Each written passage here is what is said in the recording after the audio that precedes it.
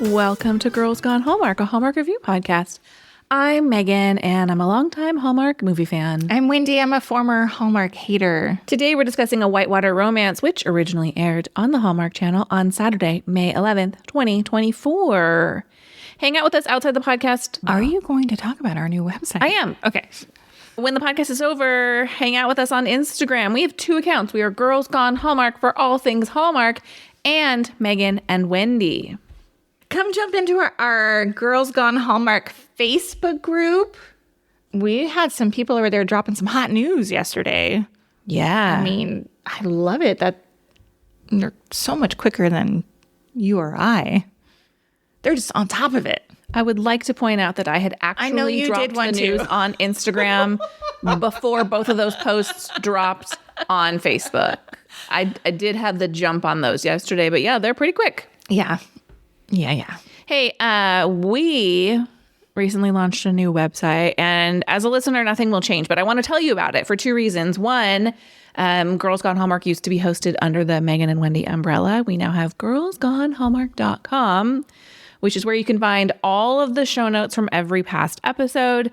It's also where you can find tons of Hallmark content, what's new from Hallmark. But what I want to tell you about is we'd love for you to subscribe to our Girls Gone Hallmark newsletter so you never miss an episode. Stay up to date with Hallmark news and notes. Those only come out once a week. We're not going to spam your email inbox, but you can sign up via the link in the show notes or on our website, which is girlsgonehallmark.com. There is some Hallmark news. There is. Speaking of the Facebook group. Sure. Two big bits of news.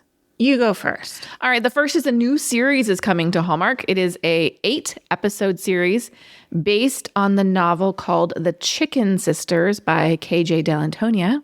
Hey, I hate that title. I do too. It's not very, appealing. I don't know. I don't disagree. I feel like I would like to read the book now so I can get hyped for the series. And then maybe reading the book will be like, yeah, that's the perfect title. Okay. But I hear you. It doesn't make me want to run to my DVR. Yes. It is a multi-generational family drama, what Hallmark does best, from executive producer Annie Mabane. Do you think that's right? When I wrote these notes, I said that name 14 times to myself because I thought, what if I have to say it out loud? I don't know what it is. I would say Mabane. I don't know. Annie Mabane. I don't know where the accent is. Who has worked on shows like The Goldbergs and Shrinking. Tapped to star are Genevieve Angelson, Wendy Malick, Leah Thompson, and Skylar Fisk. Look at that cast. It's a great cast. Yeah. And I mean, even the EP, Shrinking is such a great show. If you haven't ever seen it, it's on Apple TV. I love it. It's really good. So I'm excited to see what's going to come because I did read an article from Lisa Hamilton Daly, LHD. Anyway, she said that they were blown away by the pitch. So I'm excited. I am too. The book was a Reese's Book Club pick. So this feels like a get.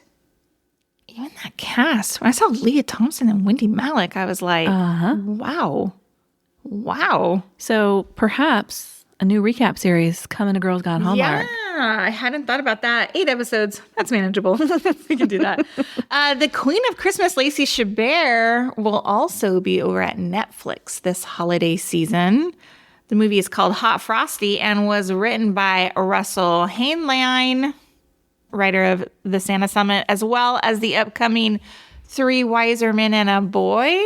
I pulled that from memory. Is that the name of that title? I think so. Okay. Anyway, Fret Not Lacey will be on Hallmark during Countdown to Christmas in the highly anticipated The Christmas Quest. This is big news for Lacey and Russell. He's having a good year. I'm excited for both of them. He tweeted he's been pitching Hot Frosty for years and years and years. The idea just makes me laugh so hard. Did you read the premise? I did not.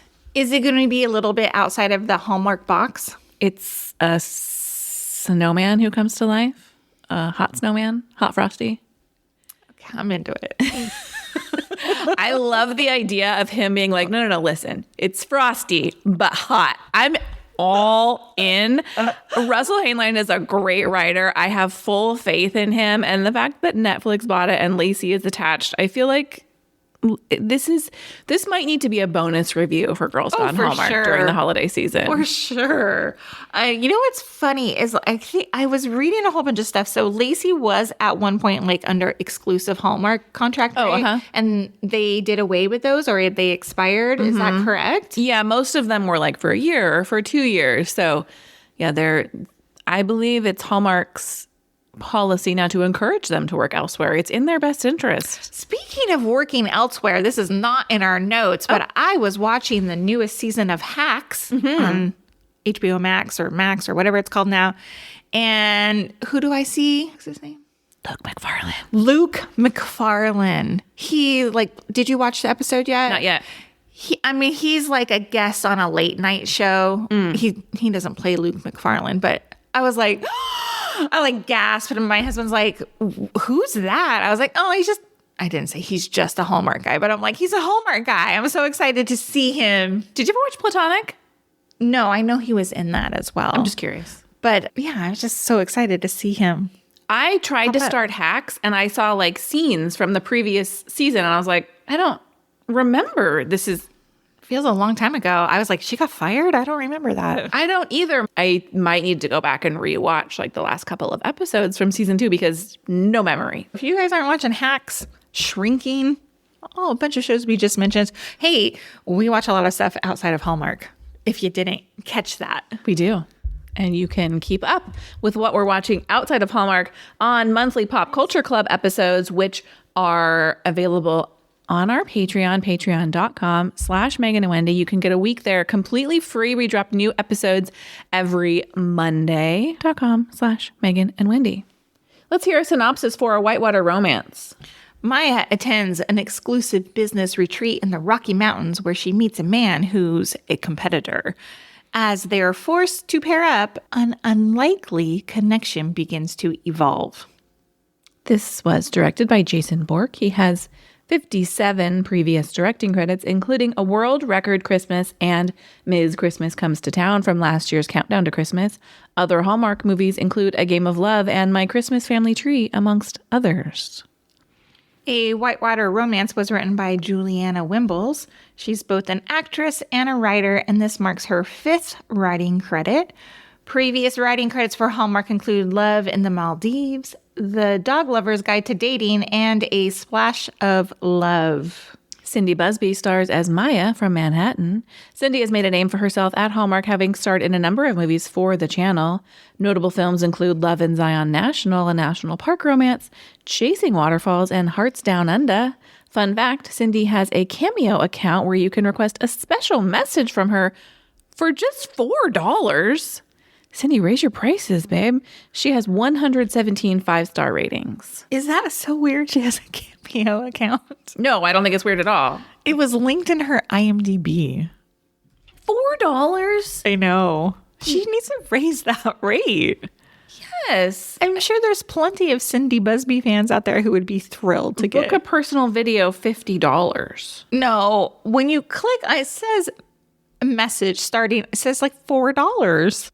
Maybe you can message her for $4. Oh, well, that is confusing. Her videos are $50. Okay, well, $50. Now we're talking. Yeah. I think you'd be shocked by the number of influencers and celebrities that have a cameo. Doug friggin' Buden has a cameo.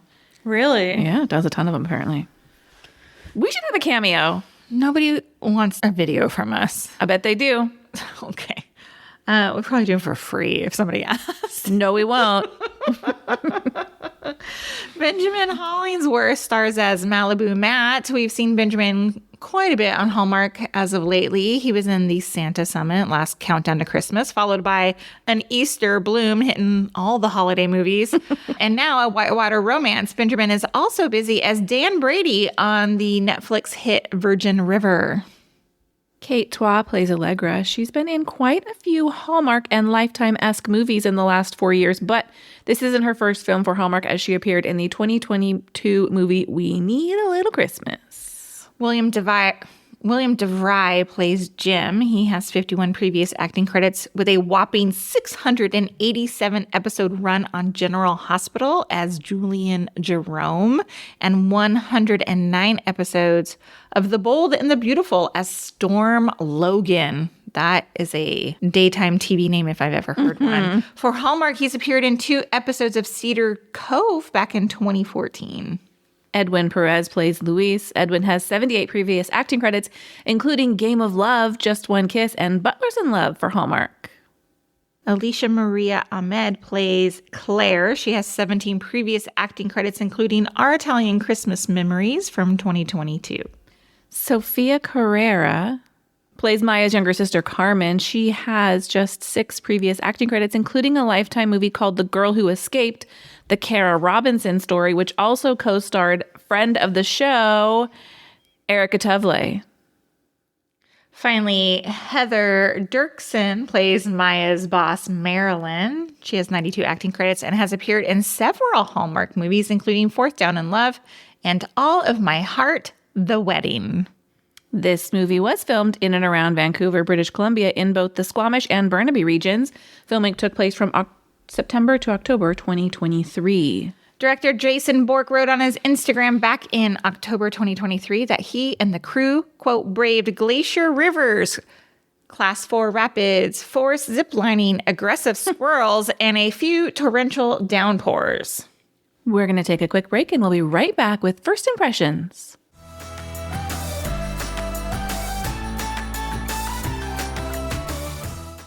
Thank you to Lux Ice for sponsoring this episode of the podcast. We can't stop talking about our new favorite way to level up cold drinks at home, Lux Ice Craft Spheres. But let's back up a minute.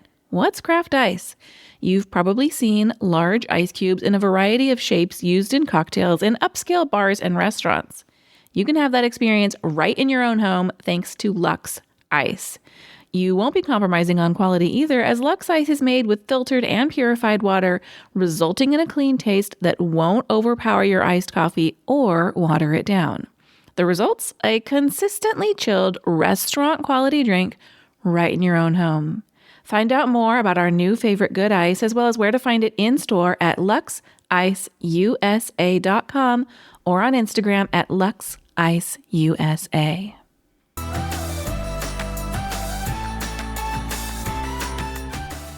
Let's talk first impressions, Wendy. Okay. I've never seen so many 1-star reviews on IMDb, but honestly, I didn't think it was that bad.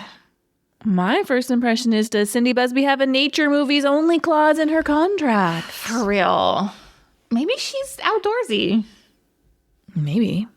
Okay, let's talk what we liked. And I know your list is short. Well, so. as we were going through some of our news and notes, I was reminded my list of wishes is longer than my list of likes, I will admit. Mm-hmm. But as I mentioned to you prior to recording, I do think this is one of Cindy Busby's stronger performances. I think her character sucked, and we'll get into it. But Cindy Busby is not new to us. She's been on our radar for a long time. And I think this was one of her better performances. I found her enjoyable. Well, remember when we used to watch Date My Dad? Mm-hmm. I found her enjoyable in that. I loved her in that, yeah. So what happened? Okay, well, I got a hot take. I think her picker is broken. Oh, okay. Maybe. I wonder if she's got a bad manager or agent or whoever. She does a lot of these Johnson production films, and perhaps she's got it in there and they like her. Mm-hmm. I don't think they do her any favors. Okay. I had super low expectations of this movie, and I didn't watch it until Sunday, and I already saw, like, in our Facebook group, like, so many people were saying, like, they stopped watching after, like, the first half an hour, and I just was dreading it. Mm-hmm. I was dreading it. I didn't think it was that dreadful, but let me also say I have a theory behind this. Okay. I was bedridden on Sunday, and I think having it on just gave me that, like, warm comfort of a feeling. Like, yes. It made me feel better that, like, I was, like, you know, In a familiar space. Yes, with a Hallmark movie. Yes. So that's why I didn't think it was that terrible. Now, if I sat down and watched it today, I'd probably be like, I have a million other things to do.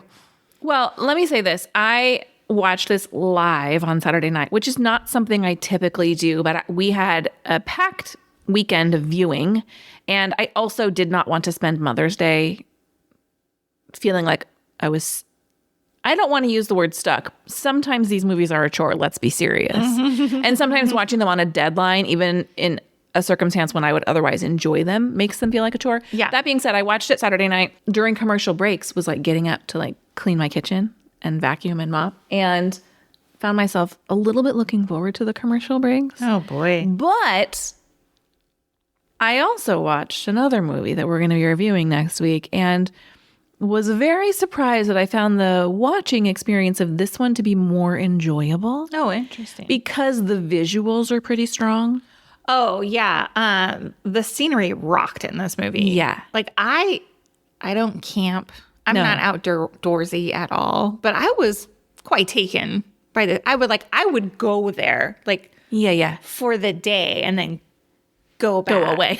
Go to a hotel. Luxury lodge. Yes. Yeah, and I think much like the Niagara movie that we recently watched that I didn't enjoy the movie, the fact that there's a lot of action in this movie, they're on the rapids, yeah. they're on the zip line, they're hiking, they're doing a lot, also makes this a little bit more of an enjoyable viewing experience. I think so too. I've ziplined, but I've never like whitewater rafted.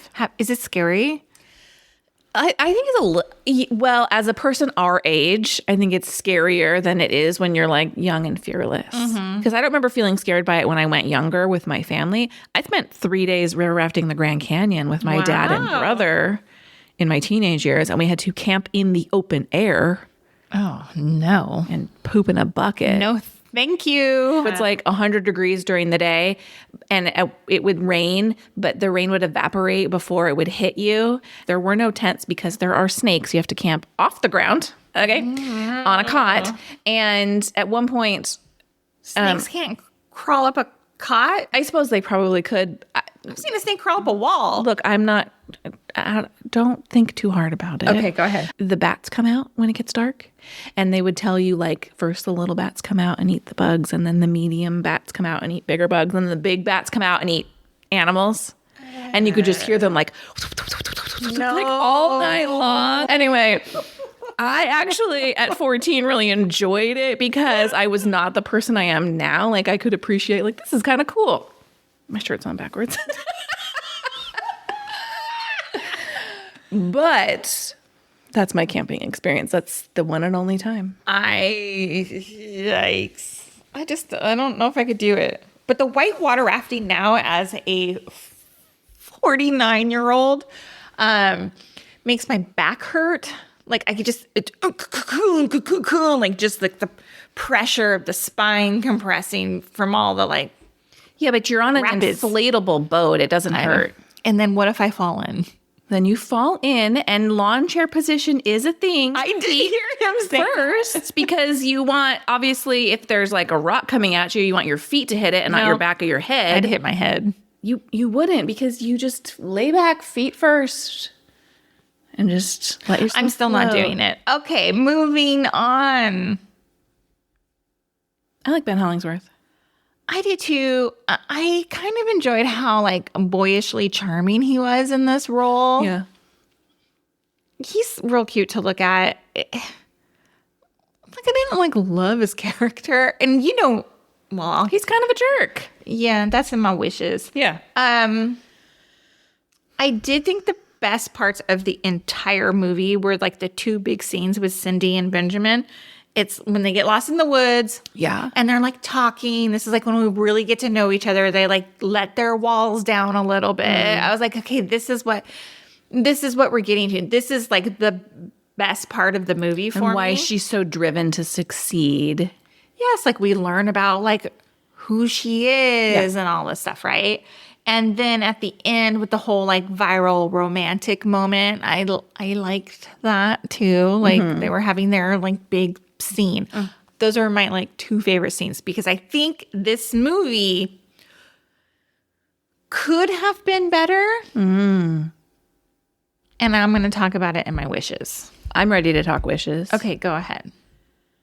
Well, I wish we could do away with movies that feature a app with a precise location feature. Someone at Johnson Productions has a hard-on for that feature. They thought this is the coolest thing that has come out of the internet age and has put it in so many movies. The second they start talking about the precise location feature early on when she's still back in New York, I realized that is going to be a key part of our plot here in one way or another. I just wrote I wrote foreshadowing in all caps. Of course. My number one wish is let's not make our lead a total dimwit. She's obviously successful in her career. She's driven, but like we hear later in the movie how she has all these firsts in her family too. I'm the first to graduate college and I'm the first to own an apartment, etc. And she's financially savvy enough to own a New York apartment. Yeah, exactly. But then we have to make her so absurdly dumb when she's packing for this trip. Like Google does not exist. Like bear spray. Oh, here's my perfume. Like, no. Why are you an idiot? Why do you think warm jacket means neon pink blazer? Why? Why do they do this? You live in New York where it also gets cold. You own a winter jacket. Don't tell me you're walking around in the snow and No. Yeah. And there was a whole boot thing too. She's like, I got them on. Luckily, to me, when they showed the boots, I was like, well, those are fine because I'm from California and I don't camp. But, she should have been in like a stiletto boot. That would have been like, yes, you know what I mean? But agree. Let's not make women dumb. Agree. I thought this work retreat sucked. It did. It could have been better, and I have notes. First of all, there's no communication to these people about what they're doing. Like, what is the expectation? They don't know what to expect when they get there. They don't know what the anticipated outcome is. And her boss is basically trying to sabotage her from afar, steal their glasses, cut them off at the knee. Yeah. Come on. Terrible Advice. So the retreat sucks, and so does Marilyn. I actually think Allegra kind of sucked too, because to me, she was annoyed with Maya. And I thought, why are you making her feel unwelcome and incompetent here? Like, I get that they're having these like, competitions and that's like team building and whatever, right? But like, I really thought it was very pointed towards Maya of not being like capable. It made me mad. Well, it started off on the wrong foot for me because she's like, well, you're late. I'm sorry, the airport car service getting lost, that is not something she can control. Right. She wasn't driving and not paying attention and can't follow a map. She's very clear that she was being driven there and travel delays happen and they are out of our hands. So immediately putting that on Maya and starting her off wrong-footed put me in a negative headspace about Allegra. Because those are not things that she can control. Exactly. Additionally, I've been on a work retreat a few times in my former career. And there is something magical that happens on like these work retreats because like, you step away from work and you get to show people like who you really are, your vulnerabilities, and like it kind of breaks y'all down, right? And then you make some real connections. And I thought, let me read my note here. I thought it would have been better if the story exposed the vulnerabilities of all of those who attended the retreat. It was mostly just Maya. Maya against 3 others who were like super good at camping, if we want to break it down, right? Yes. And I thought, what is the point of that? Like, she's not learning anything from them. They are not learning anything from her. Like, it's the Maya improvement retreat. Exactly. It annoyed me. What other wishes do you have? That's it. I have one more. I kind of wished and thought that maybe Maya was going to make a romantic connection with Jim, the owner of the Silver lodge. Fox? He was so kind to her. Yeah, but he's got it bad for Allegra. Yeah, whatever. I'm all, whatever. All right. Moving on to Did You See That? Do you have any? This is like, did you see that adjacent, but more in the land of like, we're veering into the unrealistic, and that is that a brand new app launch does not have the ability to go viral because it doesn't have any users. Yeah, totally.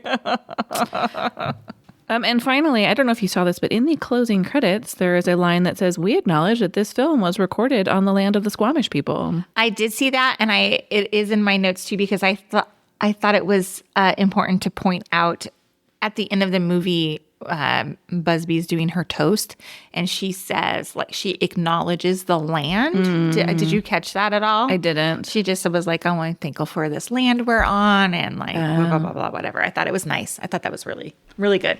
My Did You See That is a point of view. There was the whole thing, like at the end when she and Matt are in the water, and her camera is filming his face, right? Yeah.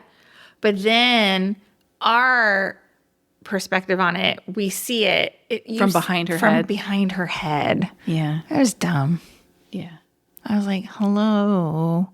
His face would be in the entire screen. Like, that's what we need to be seeing. Yeah. Anyway, that's it. What'd you rate this guy? I gave it 3 stars. No, I give it 2. See, that is so I don't know funny. why. Okay, well, +1 for not being Busby's worst movie, I guess. Just vibes. Hey, thanks for listening to this episode of Girls Gone Hallmark. If you love this podcast, we love your 5-star ratings and reviews. You can leave them in the podcast app of your choice, and you might hear them read on a future episode of Girls Gone Hallmark. We'll see you next time. Bye. Bye.